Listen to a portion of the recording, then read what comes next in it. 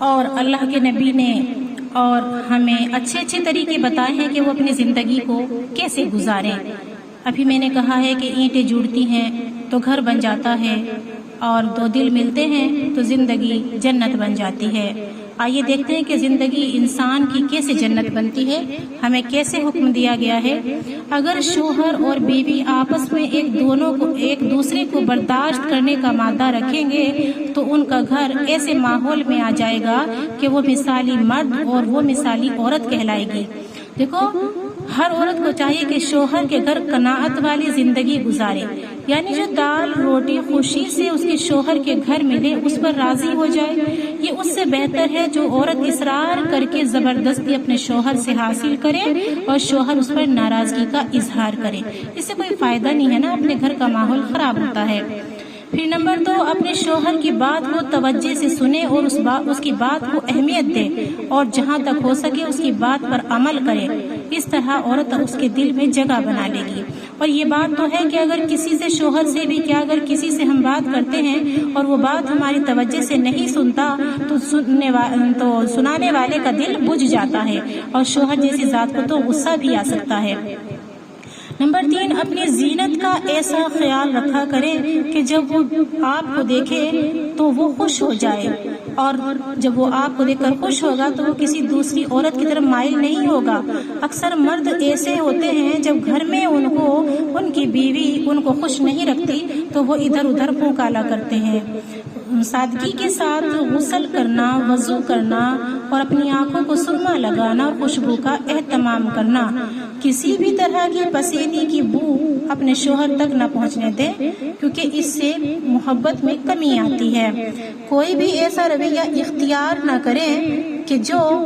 شوہر کے لیے وہ نفرت کا باعث بن جائے۔ اور نمبر 5، ان کا کھانا اگر وقت پر تیار رکھیں گے تو کوئی غلط بات گھر کے اندر پیدا نہیں ہوگی، کیونکہ دیر تک برداشت کرنے والی بھوک بھڑکتی ہوئی آگ کی طرح ہوتی ہے، اور جب انسان کو بھڑکتی ہوئی آگ کی طرح بھوک لگی ہو اور اس کو کھانا نہیں ملتا تو پھر اس کا غصہ بھڑک اٹھتا ہے، اور غصہ اس کھولتے ہوئے پانی کی طرح ہے کہ جہاں کھولتا ہوا پانی کے چھینٹے پڑتے ہیں وہاں سے اسکن کو جھلسا دیتے ہیں۔ اور ان کے جب سونے کا وقت ہو، آرام کرنے کا وقت ہو، تو یہ عورت کی ذمہ داری ہے کہ گھر کے اندر پرسکون ماحول بنائے، کیونکہ جب نیند ادھوری رہ جاتی ہے تو طبیعت میں غصہ پیدا ہو جاتا ہے۔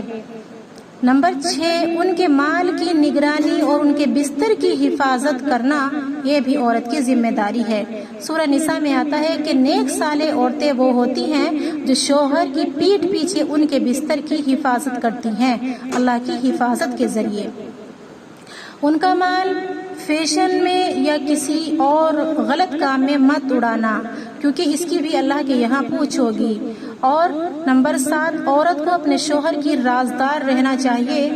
اور اگر آپ اپنے شوہر کی رازدار رہیں گی تو شوہر بھی آپ کا رازدار رہے گا، اور اس طرح آپس میں پیار بنا رہے گا۔ اور اگر آپ اس کے راز کو فاش کریں گی تو شوہر کا اعتماد آپ سے اٹھ جائے گا، اور دو رخے پن سے آپ بھی محفوظ نہیں رہ سکیں گے۔ جب وہ کسی بات کے غم میں مبتلا ہو تو اس کے غم میں شریک رہنا۔ جب انسان کسی غم میں مبتلا ہوتا ہے تو اس کو اس ٹائم اپنے خوشی کا اظہار نہیں کرنا چاہیے، اور جب شوہر خوش ہو تو اس وقت اپنے غم کے اثرات اپنے چہرے پر نہیں لانا چاہیے۔ یہ بہت ہی اہم بات ہے، اور یہاں سے قربانی ہوتی ہے۔ یہ عورت قربانی دیتی ہے ان چیزوں کی تو پھر اس کی قربانی پروان چڑھتی ہے۔ ٹھیک اسی طرح کہ جیسے ایک اناج کے دانے کو اگر آپ بوتل میں ڈال کر گھر کے اندر 1 سال تک بھی محفوظ رکھیں گی تب بھی دانہ نہیں اگے گا، لیکن میری بہنوں اناج کے دانے کو مٹی میں دفن ہونا پڑتا ہے، ذلیل ہونا پڑتا ہے، اور پھر اس کی قربانی یہ رنگ لاتی ہے کہ اس کا سینہ جب زمین پر تنگ ہو جاتا ہے تو وہ زمین کے سینے کو پھاڑ کر باہر آ جاتا ہے۔ بس اسی طرح جب ہم اپنے آپ کو اپنے شوہروں پر سیکریفائز کریں گی تو انشاءاللہ ہماری قربانی بھی یہی رنگ لائے گی۔ اور ایک حدیث میں آتا ہے کہ نبی پاک صلی اللہ علیہ وسلم نے فرمایا، جب تم کسی سے دوستی کرو تو اس کی برائیوں کو دفن کرنے کے لیے اپنے دل میں ایک قبر بنا لو جہاں اس کی برائیوں کو دفن کر سکو۔ شوہر سے اس کی کبھی بھی غلط رویے کی شکایت مت کرنا، وہ بھی انسان ہے، اس سے بھی غلطی ہو سکتی ہے، وہ بھی آپ کی کوئی خاص چیز بھول سکتا ہے، تو بس یہ مت کہہ دیا کریں کہ میں تو ہمیشہ آپ کو اپنے لیے ایسا ہی پاتی ہوں۔ اسی لیے تو اللہ کے نبی نے فرمایا کہ اے عورتوں تم شکر گزاری کیا کرو، تم شوہروں کی ناشکر ہو، اسی وجہ سے میں نے تمہیں معراج کی رات جہنم میں زیادہ تعداد میں دیکھا ہے۔ تو یہ شوہروں کی ناشکری بہت ہی شدید ہے، اس سے انسان جنت یا دوزخ کا حقدار ٹھہرتا ہے۔ اپنے شوہروں کی خوشیوں کو کبھی بھی غصے میں نہ بدل دینا، اس طرح تمہارے گھر کا سکون برباد ہو جائے گا۔ غصے کے وقت خوشی کا اظہار آگ کی طرح ہوتا ہے کہ اس کو غصہ آیا ہوا ہے اور آپ خوش ہو رہی ہیں تو اس کو اور غصہ آ جائے گا اور آگ اور بھڑک جائے گی، اور اپنی ہر خوشی کو ان کی خوشی پہ قربان کر دینا، اپنی خوشی کو ان کی خوشی پہ قربان کر دینا۔ اس طرح اگر آپ اپنے شوہر کے ساتھ رہیں گی تو آپ کا شوہر بھی ہر لمحہ آپ کے ساتھ رہے گا۔ ایک عورت آج بھی اس دنیا کے اندر ایک نہیں بلکہ کئی عورتیں ایسی ہیں جو اپنے شوہروں کے ساتھ حسن سلوک کا مظاہرہ کرتی ہیں۔ ایک عورت کہتی ہے کہ ایک بار میرے بچے اور میرے شوہر بیٹھے ہوئے تھے تو میں نے ان کے سامنے جا کر کہا کہ میں آپ سے کچھ شیئر کرنا چاہتی ہوں، اور جب میں نے اپنے شوہر کے حسن سلوک اپنے بچوں کے سامنے گنوانا شروع کیے تو میرے شوہر کے چہرے پر ایسے خوشی کے اثرات تھے جو اس دن سے پہلے میں نے کبھی نہیں دیکھے۔ وہ کیا تھے کہ جب میں بیمار ہوتی ہوں تو میرے شوہر تڑپ جاتے ہیں، ان کے دل میں عجیب اڑھن اور بے چینی ہو جاتی ہے، اور وہ میرے لیے اچھے سے اچھے ڈاکٹر کا انتظام کرتے ہیں، میرا علاج کراتے ہیں۔ جب میں شاپنگ کو کہتی ہوں تو مجھے ہائی کوالٹی کی شاپنگ کراتے ہیں، اور کہتی ہے کہ اس روز کے بعد سے میں نے اپنے شوہر کو اپنے ہر مرحلے میں ساتھ پایا اور انہوں نے دل جمعی کے ساتھ میرا تعاون کیا، اور میری ہر کامیابی میں میرے شوہر کا سب سے پہلا ہاتھ ہے۔ کبھی بھی بھول کر اگر ایسا ہو جائے کہ شوہر سے کوئی چیز بیوی کی بھول جائے تو فوراً یہ نہ کہہ دیا کرے کہ میں نے تو ہمیشہ آپ کو ایسا ہی دیکھا ہے اور آپ تو ہمیشہ میری چیز کو بھول ہی جاتے ہیں۔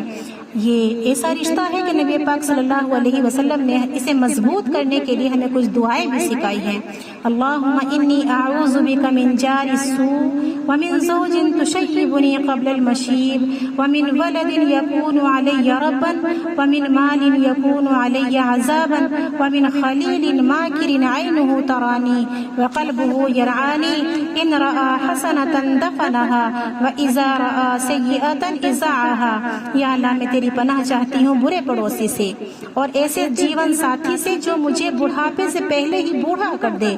اور ایسی اولاد سے جو مجھ پر آقا بن بیٹھے، اور ایسے مال سے جو عذاب کا باعث ہو، اور ایسے چال باز دوست سے جس کی آنکھیں میری نگرانی کرتی ہوں یہاں تک کہ اس کا دل بھی میری نگرانی میں لگا رہتا ہو، اور جب میں کوئی بھلائی کروں تو اسے دفن کر دے، اور جب مجھ سے کوئی برائی ہو جائے تو وہ اس کو نشر کر دے۔ ایک دعا اور سکھائیے، ربنا هب لنا من ازواجنا وذریاتنا قرۃ اعین واجعلنا للمتقین اماما۔ اے ہمارے رب، ازواج کا لفظ میاں اور بیوی دونوں کے لیے آتا ہے، ہم سے ایسی اولاد ہمیں عطا فرما جو ہماری آنکھوں کی ٹھنڈک ہو اور ہمیں متقین کا پیشوا بنا دے۔ دیکھو اللہ کے نبی نے ہمیں کیا کچھ نہیں سکھایا ہے۔ اور اسی طرح شوہر کو چاہیے، جیسے کبھی آپ نے دیکھا روٹی ایک ہاتھ سے نہیں بنتی، دونوں ہاتھوں ہی سے بنتی ہے، اسی طرح شوہروں کو بھی چاہیے کہ وہ نبی پاک صلی اللہ علیہ وسلم کی سنت کو زندہ کرے اور 700 شہیدوں کا ثواب لے۔ وہ شہید جس کا قطرہ زمین پر گرنے سے پہلے اللہ تعالیٰ ان کو مغفرت کا مدعا سنا دیتے ہیں۔ نبی پاک صلی اللہ علیہ وسلم اماں عائشہ کو حمیرہ کہا کرتے تھے اور پیار سے کہتے تھے کہ عائشہ تم مجھے شہد سے بھی زیادہ پیاری ہو۔ تو یہ نبی پاک صلی اللہ علیہ وسلم کی سنت ہے کہ ہر شوہر اپنی بیوی کو اپنی طرف سے خوبصورت نام دے، اور چاہیے اگر بیوی مصلی پر بیٹھی ہو تو شوہر